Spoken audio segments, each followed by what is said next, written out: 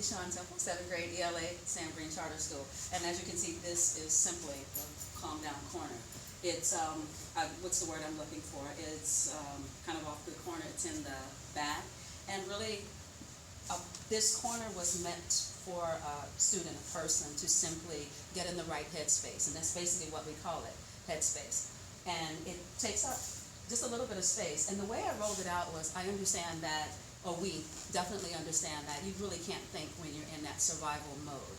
And to respect that and give the student the opportunity, this is our room, this is our community, and this is your headspace. Very few things I have here, just a couple of books. I love books.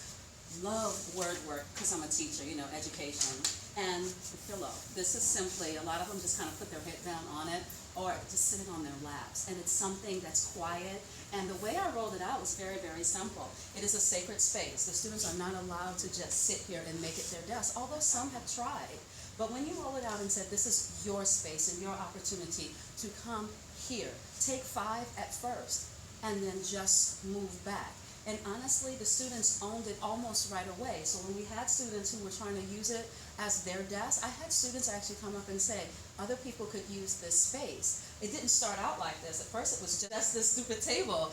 And it grew to this because students actually used it well.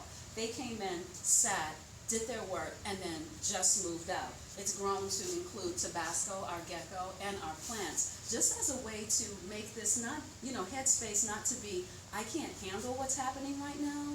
It's more like, I need to be over here so that I can continue to handle what's happening. And the inclusion of the gecko and a few other things are actually by the students. They use this space to, I don't understand this word, Ms. Temple. I'm feeling a little bit embarrassed, and I'm just going to go back here. And it's not even a time where there's anger or anything, dramatic involved. Sometimes it's just frustration and anxiety that lead to those bigger things for children, and they're allowed to just come back here. So it really just started with this ugly green table, a chair, and an idea, and the students ran with it and allowed me to get the things, the tactile things that maybe someone who may need a little bit more attention than I can give right now that another person can give.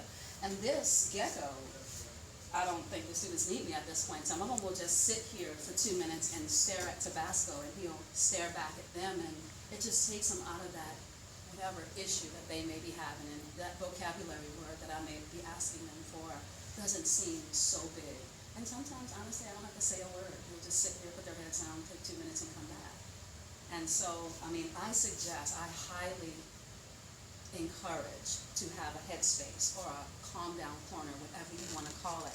Make it the students and let them make it theirs. Because this is not my vision, it's actually their vision, and they kind of allow me to make it work for them.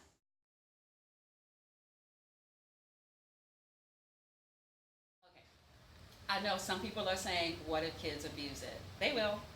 And the idea is something very simple. I'm fairly structured. I'm like, okay, look, here are the rules. This is what we're going to do with it. And we agree to the rules. However, I let them know I'm going to trust that we're going to use it well. And if and when a student decides, or for whatever reason that they're going to abuse it, I just have a plan in place. Usually I start with a question. Didn't you agree, or I thought we agreed that these were the rules. And I think just having just something very authentic in place and just kind of taking care of it in the moment, like, okay, listen, we understand that this was a space for this. And I asked them to kind of leave. Now, I wish that I could say that there are not going to be times where they're going to get out of pocket, but I think that's more of what the teacher's going to have to do in that moment to get directions followed.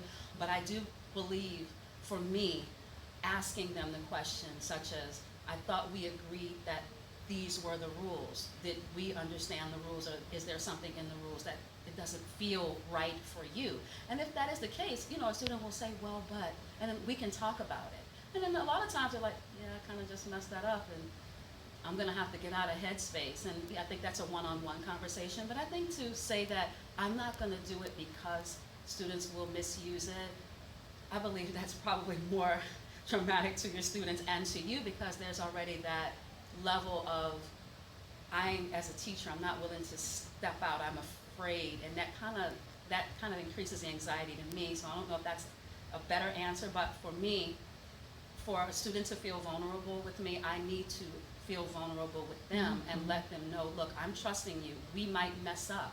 We may not do it right, but I'm so willing if you are willing. And to me, that's what made it a little bit more organic, and it helped and it allowed the other students to also say, hey, look, we said that this was for us.